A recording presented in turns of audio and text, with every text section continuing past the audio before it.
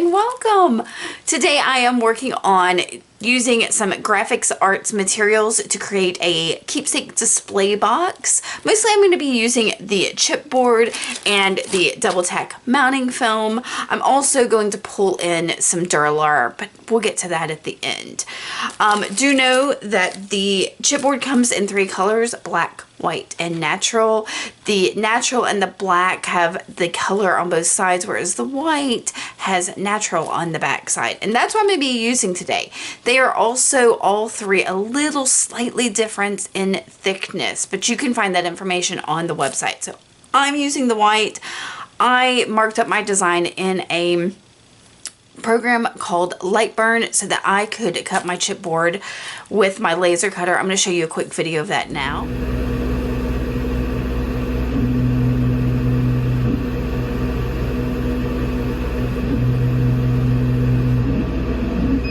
It was cut. I've got it here.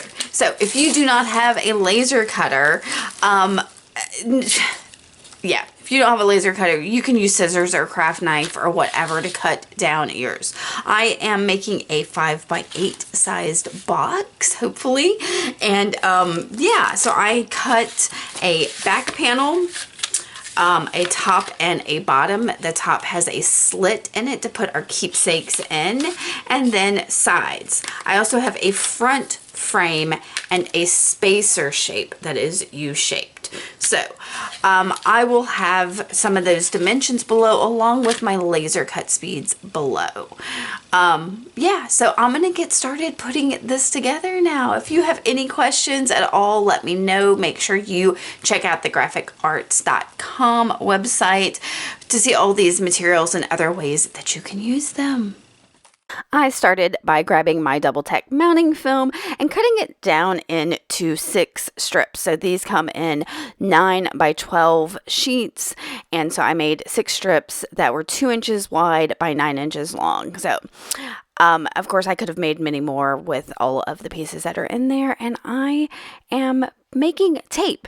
So I peeled up one of it and put it down some dictionary paper, and then I found that I could easily, because this is, you know, vintage dictionary paper, could just tear it off from the sides of the mounting film. So this was a super fun way to have some personalized tape.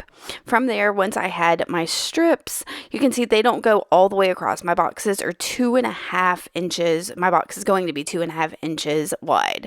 So I'm cutting down just little pieces of the tape and then peeling that up. I'm only peeling up like about half of it, sticking that down using the straight edge of my box side to line it up, and then I'm peeling up the rest of it and taking the next box side and putting it down, making sure it's even, and then I'm pulling up that tape and attaching it to the other side. Now you'll see there's a little bit of a space between them.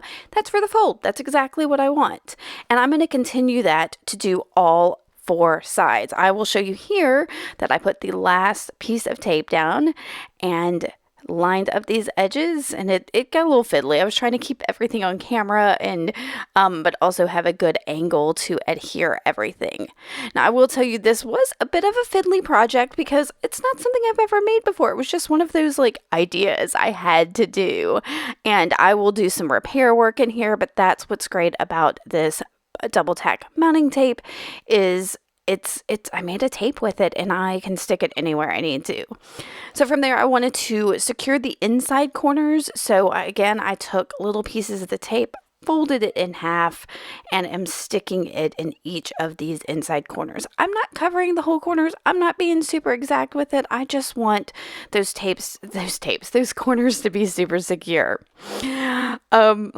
Once I get all 4 of them done, I'm coming in with some gold paint. This is the Modern Masters Olympic gold paint. Not that it matters. I just thought gold was going to be really pretty, you know, for the new year, for something I'm going to have sitting out. So I'm painting all the inside edges. I'm not going to concern myself with the outside yet. But now once that is, you can see that off on the side drying. I then grabbed another sheet of that double tack mounting tape. I am I folded it in half, and I'm cutting it right up the middle, putting that other side aside, and I've grabbed some more of my dictionary paper. So with that half sheet, I'm going to peel it up and just, yeah, I peeled up the whole thing, I guess, there. And just put it straight down onto my dictionary paper, kind of burnishing it down. Now I've put my back plate onto that, and I'm going to trace it. I'm just using I think I've said before that that's a ballpoint pen, but I think it's a gel pen. Anyway, I'm tracing it with a pen, and then I'm going to come back in and cut that rectangle that's the same size as my back plate. So I'll skip ahead because you understand how cutting goes. Then I'm going to peel up just along the edge. Now, I found this to be one of my favorite things about using this mounting tape is just peeling a slight portion of it so you can line everything up before you apply it. So I'm peeling up that edge, kind of even folding it down to kind of keep it out of my way, and then lining up those corners, burnishing them down, and then slowly peeling off that back and burnishing down that sticker. This is a great way to adhere any kind of paper and make sure you don't have bubbles like you would get with like a gel medium or things like that. I know I get bubbles. Some other people are really good about not getting bubbles in their work when they use a wet medium. I am not one of those people. So I have got that all burnished down, and then I grabbed some white gesso. One of my favorite things to do, it's part of my branding, in fact, is to use watered down white gesso to do like a whitewash on things. So that's exactly what I'm doing. Put the gesso straight on that backboard and am going over all of this. Now I'm going to let you know with most of this stuff, I went ahead and let it all air dry because of the double tack mounting tape. I didn't want to give it any reason to come unstuck. I was afraid with the heat tool that would make it kind of, yeah. I didn't really give this much time to dry because I put it on fairly thin, but I'm going to decorate my back plate now. I've grabbed some watercolors, both regular ones and some metallics. And y'all, if you've seen my work over on my channel, you know I love blues. So even on Instagram, you'll see it's full of blues. Except for, of course, what I've done for Care December, because it was the pink edition. But anyway, I am just playing with this, throwing some colors I like down, and I'm going to let it slide. Like I said, for the most part, I did try to dry this a little bit, but quickly was like, no. So I got it fairly dry while I grabbed some different acrylic paints in shades of blue. So I've got, this is an Americana. Oh, y'all, I can't remember all the colors. I will try to list them. I think that was an Anita's acrylic in Hawaii. I got too much of it. What is that lighter blue? I think it's like spa blue, I think. I'm going to use, this is Delta Creamcoat in Midnight Blue, and then I'll have Americana in my favorite sea glass. So I'm just making some splotches and marks, and I wasn't super happy with those marks, so I'm going to grab a different brush, I think, and yeah, fix them. And none of this really matters. It's really just for me to get some other color on the back of this box. Now I have sped this up pretty quickly to get through it, but I wanted you to see that, when you're creating art, it doesn't have to be anything specific. Some splooshes and splotches and shapes and mark making, if it makes you happy, that's what you should do. So I'm going to, get some little circles in that sea glass down. And again, I let this all air dry. That gave all of the wetness of this time to like flatten out that chipboard. I've got some poofy scrapbooking stickers that are like gold glitter, and I am spelling out the word gratitude because I want to make this a gratitude box for the new year. And I'll explain that a little bit at the end, but I just thought putting the word, I love these stickers, but I wrote, you saw I started in the middle and worked out so it would be spaced well. And from there, I'm measuring the width of my box. Of course, I know that it's 8 inches long, but, measuring it that way rather than pulling out a ruler is kind of easy. So I cut down my handmade tape and am going to start applying my box. So I want to make sure I don't cover up that slit in the top. So I'm starting with that one, and I'm going to peel it up long ways. So this is a little bit harder. I found that running my finger, like that along the edge, just like that, was the best way to get that up long ways. And I'm going to fold it over just a little bit so I can line it up along that slit opening. And then I will stick it down and then peel it up. I can't remember if I peeled it up halfway or all the way. We're gonna see. I just did this. I should know. Yeah, about halfway so that I can burnish it down without it sticking to me or anything else on my desk. That's what I did, which is what makes sense. And then I am going to stick my box. I had to make sure that I had it the right way up because I want, I want the slit in the top and not the bottom. So once I got that nice and lined up, I stuck that down. And I'm going to come in and put that tape, cut it, and then stick it all the way around this box so that that back plate is secure. And again, I'm not going to make you watch all of this. There's me sticking down that last piece of tape. And from there, it's time to start I had some of the corners were gaping just a little bit, so I will be fixing those throughout this. So here's me showing you. I took another little piece of that tape and just kind of stuck that down. And mostly I wanted to make sure that my U-shaped spacer is going to fit on there flush. I'm going to use some Tacky Glue and just put it in that same U shape along the edge of my chipboard. This chipboard, the white one, is the thinnest of the Grafix Arts chipboards. So if you want something that's a little bit bulkier, I believe the natural is the thickest of the three. So, and I probably should have thought about that and used that instead, but I really wanted to play with the white one because I wasn't sure how I wanted to decorate the outside, and if I wanted to paint it, I kind of wanted that white on there. But of course you can gesso any of those surfaces to add whatever you want.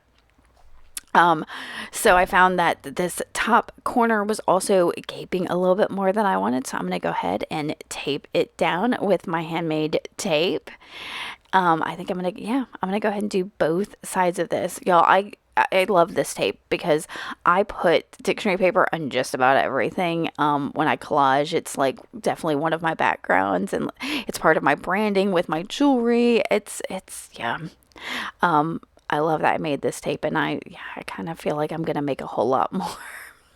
So I'm using that Tacky Glue again and going over just that U shape as well, that spacer that I made, and then I will stick the frame on top of it. So as you saw, I didn't put it along the top, which means that you can kind of see that opening that's in the top. I left that to dry for just a little bit, but while it was drying, I went ahead and made sure I had the measurements of all of that and grabbed some of the, you'll see it here, some of the Dura-lar that is it's 0.010, and I cut it down to fit inside. I will tell you, I cut it the same size as my frame and then cut little slivers off and off and off until it fit in. But you can see when I slid it in, it kind of collapsed into the box because there's nothing to stop it from doing that. So I grabbed a couple of little wood pieces. These are actually Jenga blocks. They're the tumbling tower blocks from Dollar Tree. I painted the little front edges and the back and the two of the sides with the same gold paint that I've got on the inside. And I'm using Tacky Glue on the two sides. I didn't paint the bottom on either the right side or the left side, and I'm putting those kind of toward the front of this, but that just keeps, you'll see, I'm going to put my Dura-lar, just slip it in there, and it's keeping it from caving into the box. Just like that. So that worked out beautifully. I was hoping the spacer would hold it in a little bit more, but you know what? That's what being creative and being an artist is about, is finding solutions when things don't work out the way you think they will. So to make sure that frame and that spacer is on there a little more securely, I'm going to grab more of my handmade tape and put it over the front of that frame and the edge on, and just a little bit, just that little center portions on all 3 of those sides. And now I'm going to paint the frame and the top and both sides of this. I'm not worrying about the back or the bottom of it. I could if I decide to, but because this is going to be sitting up, I don't see any reason to use the paint to do that. Yeah, it's just one of those things. And again, you know how painting goes, so I am not going to show you this whole painting process. Well, I think I'm not. I just want you to see that I'm also, I'm getting all of this. I'm being a little fiddly about it, and I could have painted anything. I could have put flowers on the outside. I encourage you to find something that really inspires you. I like the gold. It's neutral for sitting out, but if you wanted to do just black or flowers or stickers or whatever, that would be awesome. Now, I wanted this to be for the new year and to remind me, so I found that I had these number and letter stickers from, I believe, Dollar General, y'all. They are big and bold. I think there's actually 2 different sizes of numbers in here, and they are repositionable, which I will mention again here in a minute. But I'm going to get a ruler out here on my Dura-lar to kind of make sure I have somewhat of a straight line. It's not great. And I'm going to stick down the numbers 2025, 2025 for the new year. When I finally get this lined up, oh my gosh, it took me forever to decide exactly where. And of course, my ruler's off camera, so you can't see it. I'll move it up here in a second. But I'm going to stick those on there. And then show you how this fits in the box. Y'all, this turned out so great. I went into this kind of thinking, oh my gosh, is this going to work? But sometimes you've just got to dive in and try it. And I hope that you find some creativity and gratitude in the new year to do that same thing, to be experimental and try something you haven't tried before. So that is my keepsake display box tutorial using Grafix Arts materials. I can see doing a variety of things with this. So my idea was as a gratitude box, hence the gratitude for the year. That is, the new year. And each day taking a slip of paper and writing something that you're thankful for. It can be as vague as, my friends, my family. It can be, in dating it, whatever the date is, and slipping it in the box. Just folding it up and slipping it in there. And then when you're having a bad day or you want to remember that year, you can slide this open and pull out those slips and read through them. I will say also, I don't know if I mentioned it already, the stickers I used here are removable, so I can always switch this off and put a 6 on there for next year. But I think this could also be great for concert tickets or movie stubs or cards that you've received if you make it a little bit bigger, maybe in your slot a little bit longer. You wouldn't have to say gratitude back there. You could have whatever. You could make it smaller and make it a piggy bank where you're saving money for a trip. Or another idea is, I know a lot of people like to keep tracks of their reading logs. You could print out pictures or make little books of the books you've read and put them in here as a display for your book. So I think it's just a great little keepsake box is what I'm saying it, but I think it works great as a gratitude box. Just imagine all of these slips of paper piled up in here with all the things that you're thankful for. And at the end of the year, taking a look at that and taking a read through it and realizing how good of a year it was. Especially when you're having a hard day. So I hope you enjoyed that. And make sure you go check out grafixarts.com to check out all the materials I used and what else they have to offer. Thanks for watching, y'all. Bye.